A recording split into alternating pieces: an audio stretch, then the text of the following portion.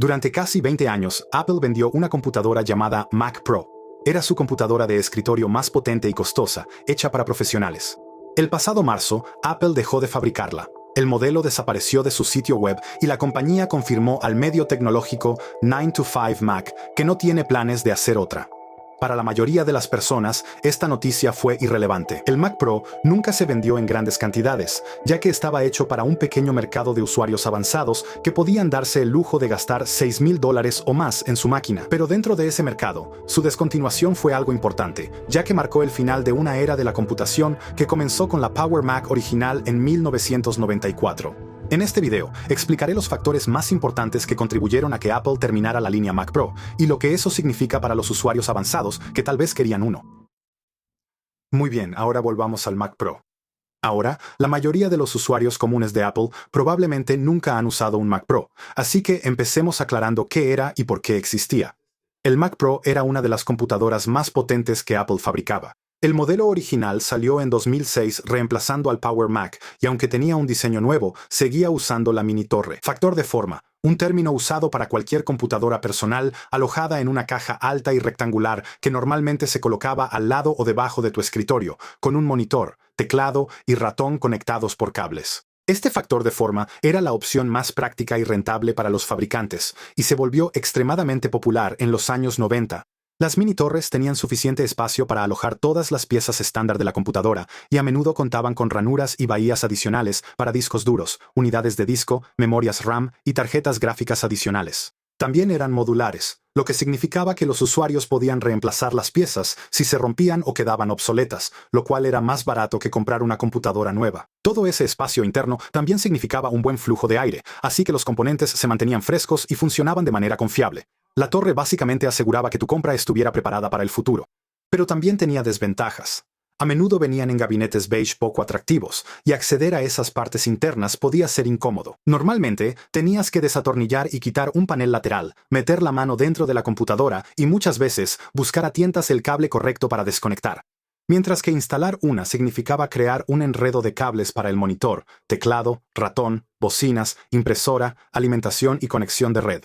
Para la mayoría de las personas comunes, las mini torres no eran algo que necesariamente les gustara. Simplemente resultaba ser la opción más económica. Por eso la industria se sorprendió cuando Apple reveló la iMac original en 1998. Combinaba la mini torre y el monitor en un solo gabinete, que era de un azul translúcido en lugar de beige. El diseño fue tan popular que la iMac llegó a vender más de 2 millones de unidades en su primer año. Pero ese modelo estaba diseñado para usuarios comunes. El factor de forma óptimo para la Mac más potente de Apple seguía siendo la mini torre.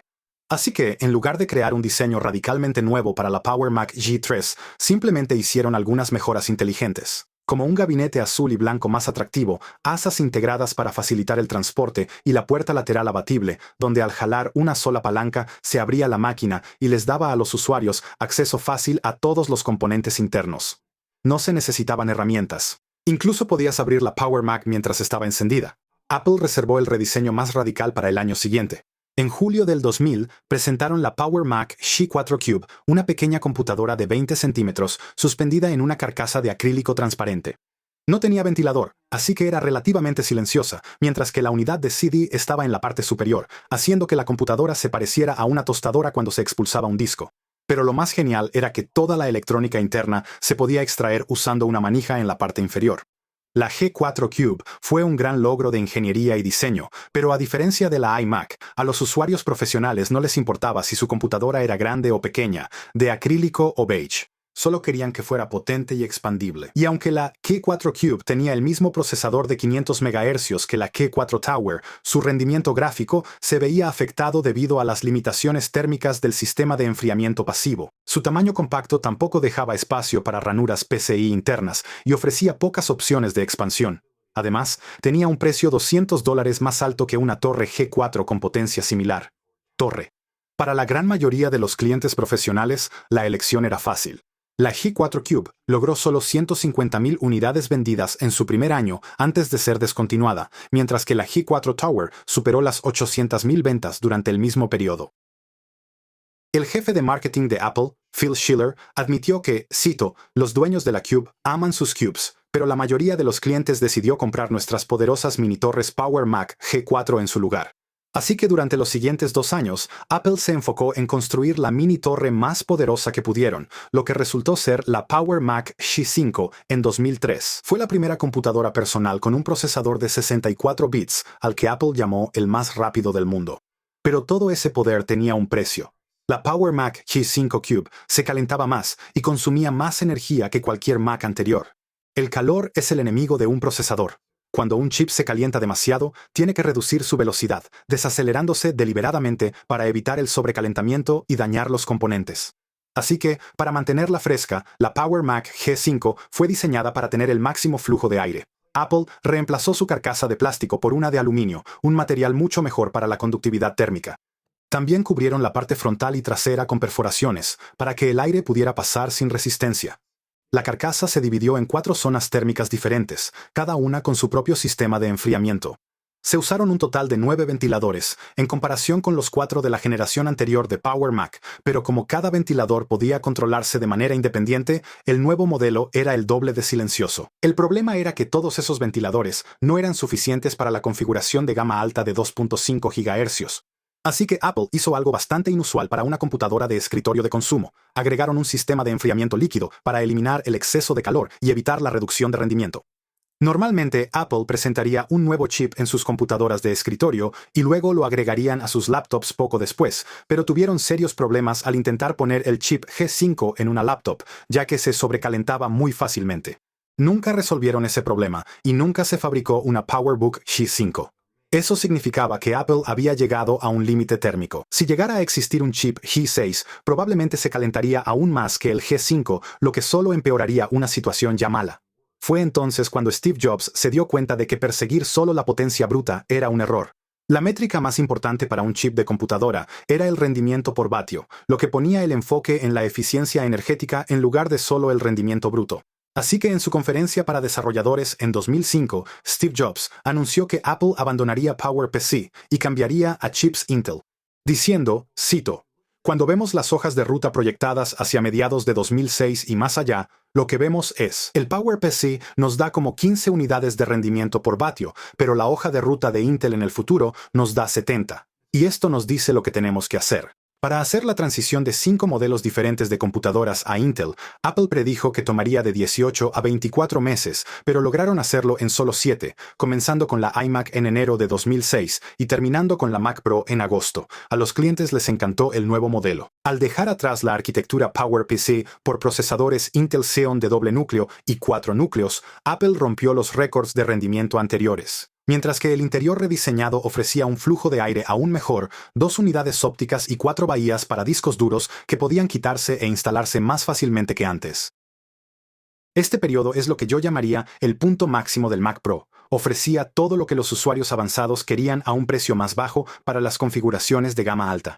El problema fue que, en menos de un año, la atención de Apple se desplazó de la Mac al iPhone. Cuando se lanzó en 2007, Apple estaba seguro de que el iPhone revolucionaría toda la industria tecnológica y sería el próximo gran producto de la compañía. Incluso Steve Jobs anunció el cambio de nombre de Apple Computer a simplemente Apple para reflejar su diversa línea de productos, que incluía varios reproductores de música y, en ese momento, un teléfono inteligente. Pero eliminar la palabra computer de su nombre incomodó a muchos usuarios de Apple de toda la vida, ya que se interpretó como un alejamiento de los productos más potentes de la compañía, la Mac, hacia dispositivos móviles menos capaces. Durante su primer año, el iPhone representó solo el 0.5% de los ingresos totales de Apple, pero para 2009 ese número creció al 30.5%, casi igualando a la Mac con un 32.4%. Luego, a principios de 2010, Apple presentó el iPad, un dispositivo que podía realizar la mayoría de las tareas cotidianas de una computadora de una manera más fácil de usar y a un precio mucho más bajo de solo $499. En junio, durante una entrevista en la conferencia All Things Digital, Steve Jobs fue cuestionado sobre el formato de las tabletas y si algún día podrían reemplazar a las computadoras portátiles. Él dijo, cito, «Cuando éramos una nación agrícola, todos los autos eran camionetas porque eso era lo que necesitabas en la granja. Pero a medida que la población de Estados Unidos empezó a trasladarse a centros urbanos y luego suburbanos, los autos se volvieron más populares y las innovaciones como la transmisión automática, la dirección asistida y cosas que no te importaban tanto en una camioneta empezaron a volverse primordiales en los autos. Y ahora probablemente, no sé cuáles sean las estadísticas, tal vez uno de cada 25 vehículos o 30 vehículos es una camioneta, cuando antes era el 100%. Las computadoras personales van a ser como las camionetas. Esa predicción resultó ser bastante precisa. En 2006 no había alternativa a la Mac. Los iPods eran populares, pero todo lo que hacían era reproducir música y video, lo cual requería una Mac o una PC para descargar. Pero para 2010 el iPhone y el iPad estaban vendiendo aproximadamente 4 veces más que la Mac. Un cambio enorme en solo 4 años. Steve Jobs también mencionó por primera vez la era post-PC durante esa entrevista en 2010, diciendo, cito, «Nos gusta hablar de la era post-PC, pero cuando realmente empieza a suceder, creo que es incómodo para mucha gente». Esa afirmación también era cierta. Durante este periodo, podías encontrar usuarios de Mac en foros y artículos quejándose de que Apple estaba poniendo más esfuerzo en crear nuevos modelos de iPhone y iPad, mientras que la Mac quedaba descuidada. Los sentimientos hacia Apple se volvieron aún más complicados en 2011, cuando Steve Jobs falleció y Tim Cook se convirtió en el director ejecutivo, lo que provocó una nueva preocupación. ¿Podría la empresa seguir creando productos innovadores sin su líder visionario original? Así que la empresa ahora enfrentaba dos grandes críticas. Primero, Apple parecía menos interesada en la Mac que nunca. Y segundo, puede que no fueran capaces de crear otro modelo revolucionario de Mac, incluso si lo intentaban. Y el producto que muchos usuarios veteranos de Apple estaban esperando para juzgar era la próxima Mac Pro. Para 2013 habían pasado 7 años desde su última actualización importante, mucho más que el ciclo de 3 a 4 años en los años 2000. Así que cuando Apple finalmente reveló una nueva en junio de 2013, se esperaba que ofrecieran algo grandioso. Y a primera vista, parecía que lo habían logrado. La nueva Mac Pro presentaba el rediseño más dramático en la historia del producto. Un pequeño cilindro negro y brillante, de aproximadamente 10 pulgadas de alto construido alrededor de un solo núcleo térmico unificado, con 2 GPU de estación de trabajo, nuevos procesadores Intel Xeon, almacenamiento de estado sólido rápido y 6 puertos Thunderbolt 2. Era aproximadamente una octava parte del tamaño de la antigua mini torre. La presentación fue muy similar a la de la G4 Cube, una computadora de escritorio profesional que tenía un nuevo sistema térmico, un tamaño mucho más pequeño y una hermosa carcasa brillante que podía quitarse para exponer los componentes internos. Aunque esta presentación vino acompañada de un intento de golpe de efecto. Durante los aplausos tras la presentación de la Mac Pro, el jefe de marketing de Apple, Phil Schiller, dijo, ¿que ya no podemos innovar? ¡Y un carajo! Fue una clara indirecta a la narrativa de que Apple había perdido el rumbo sin Jobs. Pero ese comentario no envejeció bien, porque a pesar de su hermoso diseño, este modelo resultó ser la peor Mac Pro que Apple haya hecho. Los problemas fueron causados por su tamaño compacto. Toda la máquina estaba organizada alrededor de un núcleo térmico que solo estaba diseñado para enfriar 2 GPUs de potencia relativamente promedio funcionando simultáneamente. Apple había predicho que el futuro de la computación profesional serían muchas GPUs pequeñas trabajando juntas, pero en realidad las cosas fueron en la dirección opuesta, hacia tarjetas gráficas individuales, grandes y potentes. Ese diseño cilíndrico no tenía espacio físico para eso. Tampoco había espacio para una verdadera expansión. La mini torre anterior te permitía quitar el panel lateral y agregar discos, RAM y tarjetas PCIe. El cilindro prácticamente no ofrecía nada de eso. Apple esperaba que los usuarios agregaran todos esos periféricos a través de Thunderbolt 2, pero el ecosistema de periféricos rápidos de Thunderbolt nunca se materializó como pensaban, dejando a los usuarios con un desorden de cables y cajas externas por todo el escritorio. Luego estaban los problemas de confiabilidad. Las configuraciones de GPU duales de gama alta se calentaban mucho y desarrollaban una tasa de fallas inusualmente alta. Apple finalmente lanzó un programa de reparación para problemas de video en el modelo de finales de 2013. Las GPU de reemplazo eran tan caras y escasas que a menudo era más barato simplemente comprar una máquina completamente nueva. Y al igual que con la Power Mac G5 Apple, ya había llevado la Mac Pro cilíndrica a su límite térmico máximo. Así que cuando salió un chip Intel más potente que generaba aún más calor, la Mac Pro no pudo usarlo. Este modelo en realidad se convirtió en la Mac que más tiempo estuvo sin una actualización significativa en la historia. Apple siguió vendiéndola, pero se sentía como una computadora congelada en el tiempo. No podía manejar pantallas externas 5K sin una complicada solución de doble cable, y rápidamente fue superada en el rendimiento de un solo hilo por chips más nuevos que Apple no podía ponerle. Habían diseñado una máquina hermosa con prácticamente sin capacidad de expansión, cuando la posibilidad de expandirla era básicamente el propósito principal de la Mac Pro desde el principio. Este error de Apple solo validó y amplificó las críticas anteriores de los usuarios profesionales. Después de 4 años, Apple finalmente abordó el problema. En abril de 2017, la compañía invitó a 5 periodistas a su laboratorio de desarrollo de productos en Cupertino para una mesa redonda oficial sobre el estado de sus Macs profesionales. Hablando en nombre de Apple estaban Phil Schiller, el jefe de software Craig Federighi y el vicepresidente de hardware John Ternus. Lo que dijeron equivalía a una admisión pública de fracaso. Schiller le dijo a la sala que estaban, cito, repensando completamente la Mac Pro, que un nuevo diseño estaba en desarrollo, y se disculpó por la larga demora, reconociendo que la falta de actualizaciones había perjudicado a los usuarios profesionales. Federighi dijo, cito, creo que nos arrinconamos un poco con el tema térmico, una rara admisión de una empresa que normalmente defiende sus decisiones de diseño controvertidas. Desafortunadamente, la Mac Pro actualizada no llegaría hasta dentro de 2 años, así que Apple lanzó la iMac Pro para llenar el vacío.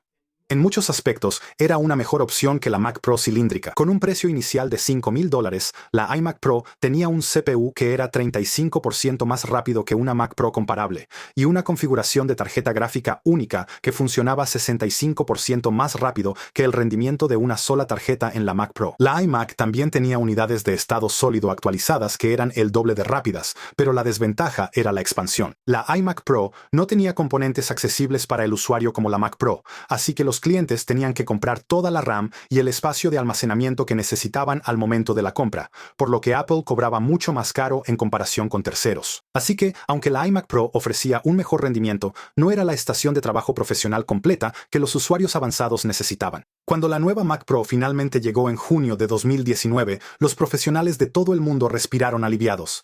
Era exactamente la máquina que estaban esperando. Apple abandonó el diseño cilíndrico y regresó al confiable mini torre, con un gran gabinete de aluminio que presentaba un nuevo patrón de rejilla en la parte frontal y trasera, lo que mejoró el flujo de aire en un 20%.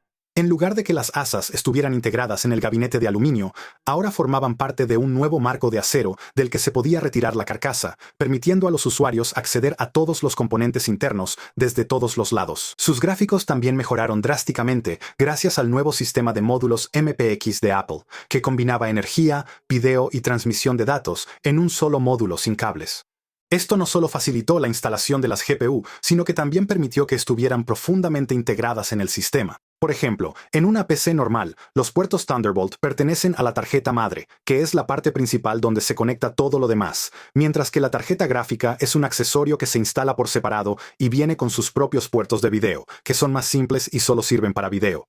Debido a que las dos no están conectadas de la manera correcta, el video que produce tu tarjeta gráfica solo puede salir por los puertos propios de la tarjeta. No puede viajar de regreso a la tarjeta madre y salir por los puertos Thunderbolt. Lo que hizo Apple fue crear un conector especial que envía la señal de video de la tarjeta gráfica de regreso al sistema principal de la computadora, para que los puertos Thunderbolt de la tarjeta madre pudieran entregar el video que generaban las tarjetas gráficas. De esa manera, cada puerto, ya sea en la tarjeta o en la parte trasera de la máquina, funcionaba como un puerto Thunderbolt completo en lugar de 2 salidas separadas. El sistema de módulos MPX también presentaba una nueva forma de enfriar las tarjetas gráficas. Anteriormente, cada una tenía su propio ventilador, pero Apple agregó grandes disipadores de calor a cada módulo que extraían el calor de las tarjetas y usaban los ventiladores integrados del Mac Pro para enfriar, lo que permitía acomodar 4 GPU que operaban a menor temperatura y con menos ruido de ventiladores. El CPU también fue una gran mejora sobre el modelo anterior, e incluso sobre el iMac Pro. Contaba con los últimos procesadores Xeon Cascade Lake de Intel, que podían configurarse con hasta 28 núcleos en comparación con 18 en el iMac Pro y 12 en el Mac Pro anterior. Pero lo que realmente destacaba era su controlador de memoria de 6 canales que soportaba 12 módulos de RAM de 128 GB, cada uno sumando un total de 1.5 TB de memoria. Eso era un salto increíble, incluso comparado con el iMac Pro de 2 años de antigüedad, que solo soportaba 4 ranuras de memoria de 64 GB cada una para un máximo de 128 GB. Apple también le dio al nuevo Mac Pro 8 ranuras PCIe, en comparación con 0 en el modelo anterior, y el récord anterior lo tenía el Power Macintosh 9600 en 1997. Y por supuesto, todos estos componentes eran fácilmente reparables, reemplazables y actualizables por el usuario. Estaba claro que el nuevo Mac Pro fue diseñado para recuperar a los usuarios avanzados que Apple había pasado los últimos 6 años alejando. Y en su mayoría, funcionó. Los periodistas lo llamaron un regreso a la esencia de Apple y la estación de trabajo que Apple debió haber estado fabricando desde el principio. La única discusión negativa era sobre su precio. Con un precio de $6,000, era el Mac Pro más caro hasta la fecha, y sus accesorios estaban ridículamente caros. Apple vendía un paquete de 4 ruedas por $400.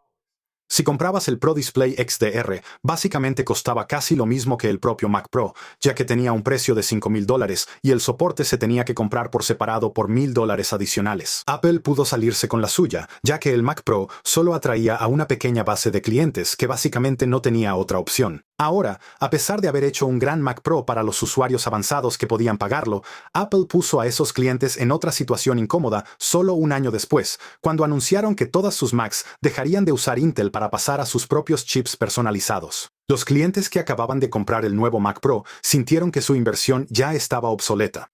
Y como Apple dijo que el proceso podría tomar 2 años, los clientes que aún no habían comprado el nuevo Mac Pro se preguntaban si debían esperar más tiempo para el nuevo modelo. Mientras tanto, un nuevo tipo de computadora de escritorio estaba en desarrollo, la Mac Studio. Se lanzó en 2022 y podía configurarse con el M1 Max o el chip más potente de Apple en ese momento, el M1 Ultra, que básicamente eran 2 chips Max fusionados. Esto hizo que los clientes de Mac Pro estuvieran aún más confundidos, ya que el modelo base de la Mac Studio superaba al modelo base de la Mac Pro en casi todos los aspectos. Era $4,000 más barata, entre un 40 y un 75% más rápida, y tenía el doble de almacenamiento. Pero la Mac Pro ganaba en cuanto a capacidad de expansión, ya que la Mac Studio no tenía ningún componente que el usuario pudiera actualizar. Finalmente, llegó el 2023, lo que significaba que la ventana de transición de 2 años al silicio de Apple había expirado, y eso dejó a la gente preguntándose si la Mac Pro realmente sería actualizada o simplemente descontinuada.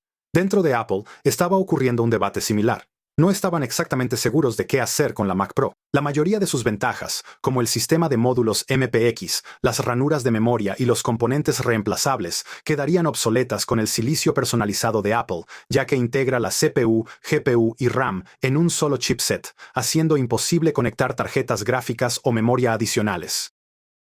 Así que, para diferenciar la próxima Mac Pro de otros modelos, Apple comenzó a desarrollar un chip superpotente que solo su sistema térmico podría manejar, el M2 Extreme, que eran 2 chips M2 Ultra fusionados. El M2 Extreme probablemente habría contado con un CPU de 48 núcleos, una GPU de 152 núcleos y hasta 384 GB de RAM, pero fabricar este chip era prohibitivamente caro. Apple solo podía colocar alrededor de 30 chips en una oblea de silicio de $20,000. Y debido a que cada chip estaba compuesto esencialmente por 4 troqueles que tenían que fusionarse en 4 bordes diferentes, tenía una tasa de fallas 4 veces mayor que el M2 Ultra, que solo fusionaba 2 troqueles en un borde. Según el periodista tecnológico Mark Gurman, poner un chip M2 Extreme en la Mac Pro habría aumentado su precio inicial de $6,000 a $10,000, algo que Apple decidió no hacer. En su lugar, la Mac Pro de 2023 presentó el M2 Ultra, el mismo chip disponible en la Mac Studio de 2023. Esto hizo que la gente se preguntara por qué existía la Mac Pro. Su precio inicial de $7,000 era $3,000 más que la Mac Studio con M2 Ultra, y no ofrecía ningún rendimiento extra ni opciones de actualización. Lo único que la Mac Pro añadía por ese dinero eran sus ranuras de expansión PCIe y puertos adicionales. Pero para este punto, los profesionales ya estaban usando sus equipos de manera diferente, principalmente debido a la transición a Apple Silicon. La expansión se había movido fuera del gabinete. Las conexiones rápidas de Thunderbolt significaban que muchos profesionales simplemente conectaban almacenamiento adicional y equipo externamente en lugar de usar ranuras y bahías internas. Así que la mayoría de los usuarios avanzados compraron el Mac Studio, que era más asequible, lo que hizo que la pequeña base de usuarios del Mac Pro se redujera aún más, probablemente haciendo que Apple viera el producto como irrelevante y con el tiempo lo retirara por completo de su catálogo. Pero creo que vale la pena señalar lo que perdimos en la transición de los chips Intel a Apple Silicon y la descontinuación del Mac Pro. Ya no tenemos la capacidad de abrir nuestras Macs y reemplazar componentes. Mi primera MacBook hace 18 años tenía una batería que se podía acceder y quitar con la mano. También podía reemplazar el disco duro y la memoria RAM solo con un destornillador pequeño, y al final sí lo hice. Actualicé el disco duro a una unidad de estado sólido, aumenté la memoria RAM al máximo y cambié la batería cuando ya no podía mantener la carga. Esas actualizaciones me dieron 3 o 4 años más de uso con esa MacBook, y en realidad fue sorprendentemente accesible, ya que podía comprar todas esas piezas a terceros que las venden por mucho menos de lo que cobra Apple. Pero ahora eso se ha perdido. Si quieres más almacenamiento o memoria RAM, tienes que comprar esas mejoras al momento de la compra y pagar los precios inflados de Apple. Las computadoras básicamente se han convertido en dispositivos móviles, y eso tiene beneficios, como mejor eficiencia, duración de batería, rendimiento y diseños más compactos. Pero también ha quitado la capacidad de expansión y el acceso interno que probablemente los usuarios de Mac de toda la vida extrañarán. Muy bien, amigos, espero que hayan disfrutado descubrir qué pasó con la Mac Pro. Soy Greg con Apple Explained. Gracias por ver el video y nos vemos en el próximo.